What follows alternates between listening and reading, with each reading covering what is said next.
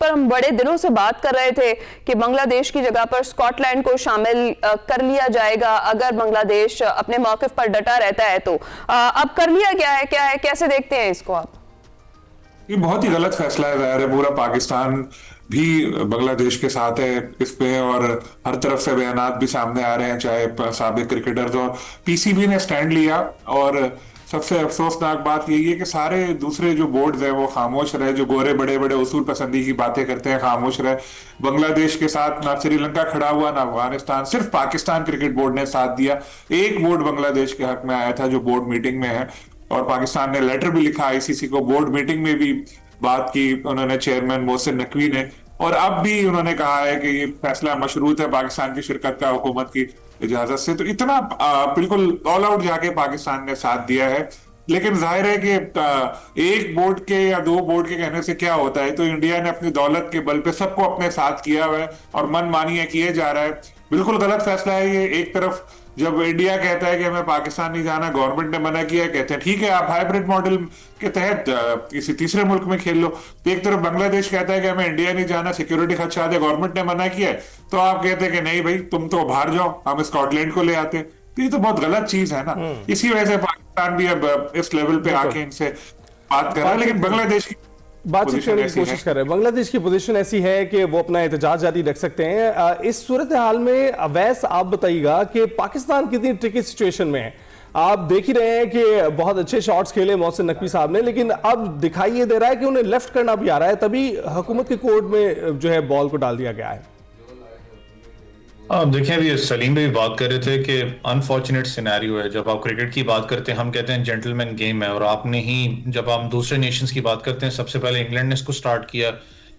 England हो चाहे Australia cricket board अब खामोश क्यों है? खामोश इसलिए भी है, जब मैं हमेशा ये बात करता हूँ कि वो जो ब्लैकमेलिंग का एक तरीका कर आईपीएल के थ्रू कि आपको कुछ ना कुछ चंक जाता है क्रिकेट बोर्ड्स को, तो वो खामोश ही रहेंगे।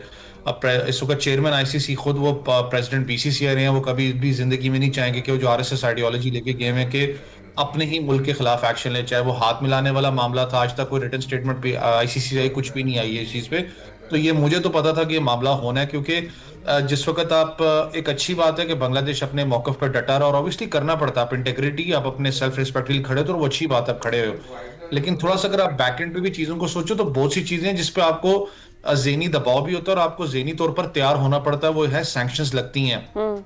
जैसे सीरीज की बात कर लें, बायलैटरल कोई होती है, आपके प्लेयर्स जाके इंटरनेशनली खेल नहीं सकते हैं, आपको डीमेरिट पॉइंट्स मिलते हैं, बहुत सी ऐसी चीजें हैं जो कि क्लॉज ऑब्वियसली आपके ऊपर लगते हैं। तो इस चीज के ऊपर भी आपको कहीं ना कहीं उसको बर्दाश्त करने की आपके पास ना एक सख्त होनी चाहिए। तो बांग्लादेश ऑब्वियसली अपने जिस तरीके से एक स्टांस पे इस वक्त है, उनका एक परफेक्ट स्टांस और यही स्टांस होना चाहिए था। अब देखने वाली बात है कि वो इंटरनेशनल स्पोर्ट्स कोर्ट में इसको लेके जाते नहीं लेके जाते, क्योंकि अगर लेके गए वहां पर इंडिया की लॉबिंग इतनी स्ट्रांग नहीं नजर आती, क्योंकि वो इंटरनेशनल स्पोर्ट्स की अपना एक बॉडी है।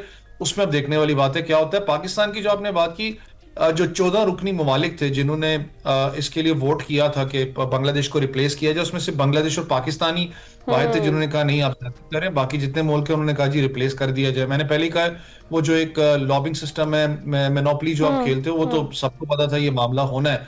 मैं सिर्फ इस चीज का इंतजार कर रहा हूँ कि आज आप लोग अगर हमारे साथ कर रहे थे, पाकिस्तान के साथ किया, बांग्लादेश के साथ किया, कल को इंशाल्लाह आप लोग जिस वक्त इंग्लैंड और ऑस्ट्रेलिया के साथ करोगे तो वो क्या कहेंगे? क्या वो भी ऐसे ही चुप रहेंगे? वहां देखने वाली बात है फिर आईसीसी कितना प्रेशर में आता है। और जितनी सूरत हाल बन रही है, खास करके वीजास को लेके हो जाए, फैंस के वीजास को लेके हो जाए, तो मुझे कभी कभी आज फील ये होता है कि आगे जाने वाले सालों में ये ना कभी हो जाए कि एक बिल्कुल ही अलग बॉडी खड़ी हो जाए आईसीसी के मद्दे मुकाबिल, जो कि जिन नेशंस के साथ जाती हुई है वो कि बस ठीक है आप अपना चलाएं और हम अपना चला लेते हैं। बिल्कुल आप सही कह रहे हैं। अच्छा सलीम खालिक साहब, अब अगर देखा जाए तो अब सारी तवज्जो टूर्नामेंट से पहले तो पाकिस्तान पर शिफ्ट हो गई है कि क्या फैसला किया जाएगा। जिस तरह से अभी ओवैस ने भी जिक्र किया कि अभी तक का हमारा बड़ा राइट डिसीजन था, जिस तरह से हमने बांग्लादेश को सपोर्ट भी किया, साथ खड़े भी रहे, आगे का डिसीजन जो है वो अभी पेंडिंग है। और मोहसिन नकवी साहब ये कह रहे हैं कि वो वजीर आजम साहब से मिलेंगे और फिर उसके बाद जो हुकूमत फैसला करेगी उसको साथ लेकर चलेंगे। आपको क्या लगता है, क्या मुतवक्के फैसला होगा पाकिस्तान की जानिब से? पहले तो हमें ये जो स्टांस है बड़ा सख्त नजर आ रहा था कि शायद ऐसा ही होगा कि फौरी तौर पर हम भी क्विट कर जाएंगे, लेकिन अभी थोड़ी सी सूरत हाल तब्दील दिखाई दे रही है। देखिए, पाकिस्तान जितना कुछ कर सकता था वो पाकिस्तान ने किया, बल्कि उससे ज्यादा किया। किसी और की हिम्मत नहीं हुई आईसीसी को लेटर लिखने की, किसी और हिम्मत नहीं हुई आईसीसी मीटिंग में बात करने की, किसी और की हिम्मत नहीं हुई पब्लिकली बांग्लादेश की हिमायत करने की। सिर्फ पाकिस्तान बांग्लादेश के साथ खड़ा हुआ, और अभी भी पाकिस्तान ये बात कर रहा है इस तरह की। तो जितना कुछ पाकिस्तान कर सकता था उसने किया। अगर मैं क्रिकेटिंग पॉइंट ऑफ व्यू से देखूं तो चूंकि हमारे मैचेस तो वैसे ही हाइब्रिड मॉडल के तहत आईसीसी ने इंडिया से मुंतकिल कर दिए थे श्रीलंका, तो अब हमारे पास बहुत मुश्किल होगा हमारे लिए कि हम इवेंट का बॉयकॉट करें, क्योंकि हमारे मैच इंडिया में हो भी नहीं रहे, श्रीलंका में हो रहे। लेकिन चूंकि जिस तरह मोहसिन साहब ने कहा कि ये मामला जो है हुकूमत के कोर्ट में जा चुका है, अब जो है देखते हैं कि गवर्नमेंट क्या फैसला लेती है। पाकिस्तान क्रिकेट बोर्ड तो बिल्कुल चाहता है क्रिकेट टीम भेजना, जाहिर है उसने इसीलिए स्क्वाड का ऐलान किया है। लेकिन अगर गवर्नमेंट कह दे कि नहीं जी आप टीम ना भेजें बांग्लादेश से इजहार यकजहती के लिए, तो जाहिर है पीसीबी को तो उसकी मानना पड़ेगी। तो इस वक्त सिचुएशन कुछ इस तरह की लग रही है। अब हुकूमत देखें आज क्या फैसला करती है। अच्छा, तो सलीम खालिक साहब, आपको लगता है चले ये फैसला तो हमारी हुकूमत करेगी और जो बेहतर होगा उस तरफ जाया जाएगा, जिस तरह अभी ओवैस ने जिक्र किया कि आप इंटरनेशनल स्पोर्ट्स कोर्ट की तरफ जा सकते हैं वो लोग, तो आपको क्या लगता है वहां से तो डेफिनेटली डिफरेंट फैसला होगा अगर होता है और अगर वहां अप्रोच किया जाता है तो? देखिए, आलमी सालिसी अदालत में जाने का तो इख्तियार है उनके पास, लेकिन जो कल उनकी मीडिया कमेटी के जो सरबराह का स्टेटमेंट में पढ़ रहा था उसमें उन्होंने कहा था कि हम इस मामले को मजीद आगे नहीं बढ़ाना चाहते। हमारी क्रिकेट टीम वर्ल्ड कप खेलने बिल्कुल जाना चाहती थी, लेकिन हमें गवर्नमेंट ने रोक दिया कि इंडिया में सिक्योरिटी कंसर्न है, हम नहीं गए। अब ये मामला हमारी तरफ से खत्म है। गालिबन बांग्लादेश क्रिकेट बोर्ड भी अब ये चाहता है कि इसको आगे ना बढ़ाए लड़ाई को, क्योंकि उन्होंने देख लिया कि उनकी बात तो कोई सुनने को तैयार है नहीं। तो अब वो चाह रहे हैं कि ज्यादा फाइनेंशियल जो लॉसेस हैं और ना हो उनको, तो उस चीज से बचें, कहीं और कोई सैंक्शंस वगैरह ना लग जाए, कोई जुर्माना ना लग जाए, कुछ ये ना हो। तो वो तो सब शायद यही चीज सलीम साहब अवैस से भी पूछते हैं आप ही की बात, कि जैसे कि सलीम साहब कह रहे हैं कि जो कुछ पाकिस्तान कर सकता था वोटिंग के दौरान साथ खड़े होकर उन्होंने अपना किरदार निभा दिया है। आपको लगता है अवैस और कोई किरदार निभाना भी बाकी है? देखिए, अगर आप रियलिटी चेक पे आए तो आई गेस जितना पाकिस्तान क्रिकेट बोर्ड कर सकता था फ्रंट फेस पे तो खेला ना पाकिस्तान क्रिकेट बोर्ड ने। आईसीसी की मीटिंग के अंदर पाकिस्तानी वाहिद मुल्क था जिसने इनका साथ भी दिया और वो बात भी उन्होंने की है। इसके अलावा आपके पास कोई आज सच कोई ऑप्शन है नहीं। पाकिस्तान पहले ही आपको पता है न्यूट्रल वेन्यू पे खेल रहा है, तो वो फिर एक सेकंड कमांड कोई चीज होती नहीं है कि जिसमें आप एक ऑब्जेक्शन उठा सके। हाँ, ये जरूर आप ऑब्जेक्शन उठाते हो कि आपने एक मुल्क के साथ जाती की, जो कि खुद भी मोहसिन नकवी साहब कह चुके हैं इसके बारे में। और जिस तरीके से मोहसिन नकवी साहब, ठीक है, कुछ पॉजिटिविटी भी होती है क्रिकेट बोर्ड के अंदर, हम अपनी बात करते हैं, कुछ नेगेटिविटी भी होती है, लेकिन ये बात माननी वाली है कि जो दो साल देखा पाकिस्तान क्रिकेट बोर्ड को बड़ा पॉजिटिव लेके चले वर्ल्ड मैप के ऊपर। मैं क्रिकेट मैप की बात कर रहा हूँ, बड़ा पॉजिटिव लेके वो चले, चाहे वो आईसीसी के अंदर लॉबिंग हो, चाहे पाकिस्तान को न्यूट्रल वेन्यू पे खिलाना हो। आपको पता है श्रीलंका में जो हमारी वुमेन्स टीम थी वो भी श्रीलंका में खेली थी। सबसे बड़ी इस वक्त जो मेरे लिए ऐसा क्रिकेट फैन ही होती है कि इनके लिए सबसे बड़ी मौत ये होगी इंडिया के लिए कि अल्लाह करे कि आपकी टीम जीते और आपकी टीम फाइनल इनसे छीन के श्रीलंका में करवाए। इनके लिए सबसे बड़ी मौत ही होनी है, इनके लिए सबसे बड़ा झटका ही होना है। तो ये बड़ा एक इंपॉर्टेंट होगा कि पाकिस्तान इस वक्त खास करके जितना भी ये प्रेशराइज हो चुके हैं, मामलात हो चुके हैं, चाहे वीजास को लेके हो, चाहे बांग्लादेश वाले मामलात हो, तो ये प्रेशर कहीं ना कहीं प्लेयर्स भी बिल्ड कर रहे होते हैं कि यार हमने परफॉर्म करना है इस दफा, तवक्को बहुत ज्यादा है, जो मामलात हो चुके हैं आईसीसी को हमने करारा जवाब इंडिया को देना है। तो let's hope for the best कि अल्लाह करे हमारी टीम अच्छा परफॉर्म करे। जरूर शिकायत तो है स्क्वाड से, लेकिन टीम यही है, इसी को बैकअप करना है और अल्लाह करे कि अच्छा पॉजिटिव रिजल्ट निकालें। राइट। अच्छा सलीम खालिक साहब, अब जरा अवैस ने स्क्वाड का जिक्र कर दिया है तो इस पर भी आ जाते हैं। क्या लगता है आपको कौन कौन दुरुस्त हुआ है शामिल और किस किस को होना चाहिए था जो नहीं है? सबसे ज्यादा बात तो हारिस रऊफ के ऊपर ही हो रही है, लेकिन अनफॉर्चुनेटली जो आईसीसी के इवेंट्स होते हैं उनमें जो इंपॉर्टेंट मौके होते हैं वहां हारिस की बॉल पे ज्यादा रन बन जाते हैं, इसलिए शायकीन की नजर में वो विलन है। और शायद टीम मैनेजमेंट में भी कुछ लोग यही कहते हैं कि यार ये जो अहम मौके हैं उसमें ये चल नहीं पाता। तो इसलिए बाहर हुए नसीम को प्रेफरेंस दी गई है। हालांकि अगर हम नसीम को भी देखें तो नसीम की भी जो रिसेंटली परफॉर्मेंस चली आ रही है कोई इतनी एक्स्ट्रा ऑर्डिनरी नहीं है। रिसेंट परफॉर्मेंस पे अगर हम जाए तो शायद हारिस बेहतर इंतखाब साबित यूं हो सकते थे कि भी बिग बैश में भी आपने देखा कि सबसे ज्यादा विकेटें उन्होंने ली थी फाइनल से पहले तक।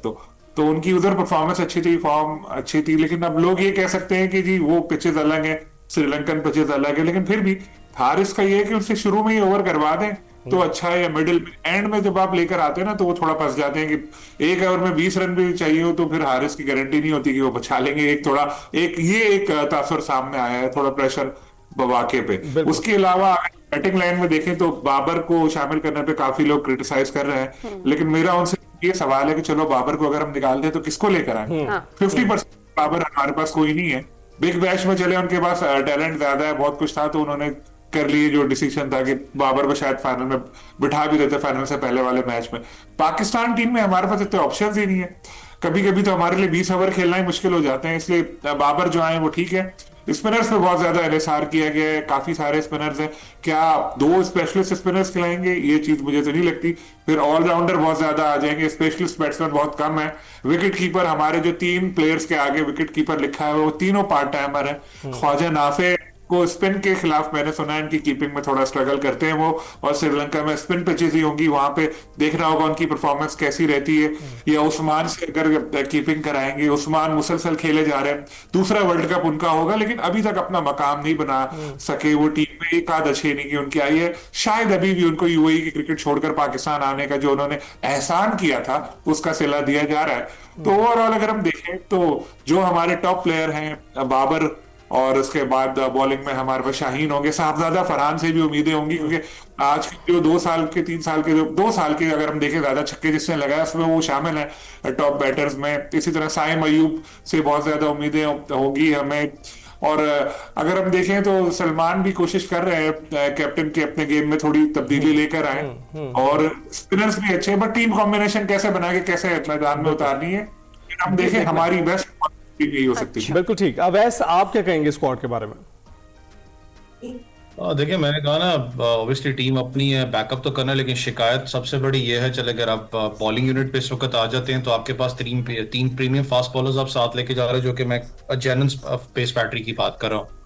नसीम शाह 2022 के बाद आपको पता है सच नसीम शाह आपको नजर नहीं, अल्लाह करे कि वो वही नसीम शाह नजर आए जो कि 2022 में हमें नजर आए थे। शाहीन शाह अफरीदी आपको पता है इस वक्त 100% फिट नहीं है, उनका बिग बैश के अंदर भी वो नजर आपको आया कि फिटनेस का इशू, पर फॉर्म उनकी ज्यादा डिप हुई है। सलमान मिर्जा की बात करें, वो एक ऐसा लड़का है जिसने परफॉर्म करके आपको दिया, इनके एब्सेंस के अंदर भी आपको पता है उसने परफॉर्म करके दिया है। बात होती है जब आप रियलिटी पे आए तो आपके पास 3 पेस बैटरी तो है, लेकिन जब डेथ ओवर्स की बात आती है उसमें आपके पास कौन सा बॉलर है जो कि डेथ ओवर्स के अंदर आपको जाके सपोर्ट करेगा? हारिस रऊफ, मुझे पता है, वो जो पिछला मैच था उसकी वजह से ऑब्वियसली वो खमियाजा भुगत रहे हैं, लेकिन वो डेथ ओवर का एक बॉलर था आपके पास मौजूद था। इन सब से बेहतर आपके पास एक ऑप्शन था, वो था अब्बास अफरीदी का। अच्छा। उसका कसूर क्या है मुझे आज तक ये नहीं समझ आई, चाहे सुफियान की बात करें चाहे अब्बास अफरीदी की बात करें, वो उनका कसूर बेचारों का क्या था? आपके पास एक स्पेशलिस्ट डेथ ओवर का बॉलर तो आपके पास अब्बास अफरीदी की शक्ल में आ सकता था, और साथ में लॉन्ग हैंडल बैटिंग के अंदर भी वो यूज कर लेता है। वसीम जूनियर के हवाले से भी यही कहा जा रहा है कि उनका क्या कसूर था? देखिए, दानियाल की अगर बात करूं, जो दानियाल को आई गेस बहुत अर्ली था पाकिस्तान टीम में लेके आना, बहुत से लोग बात कर रहे थे, मुझे पता है उसने काफी अच्छी परफॉर्मेंस दी थी राइजिंग स्टार जो एशिया कप था उसके अंदर, लेकिन वर्ल्ड कप का प्रेशर डिफरेंट होता है। क्या उसको आपने उस पूल ऑफ क्रिकेट में रखा हुआ था? आपने नहीं रखा हुआ था, बैकअप के ऊपर हमने काम नहीं किया। अगर आप बैटिंग के अंदर आ जाते हैं, आपने श्रीलंका में मैचेस खेलने हैं, जो कि आपको पता है इस चीज में भी कि बहुत से मैचेस आपके 15-12 शायद 10 ओवर का मैच हो, क्योंकि बारिश जोन सी कहीं ना कहीं बीच में मुदाखलत करेगी।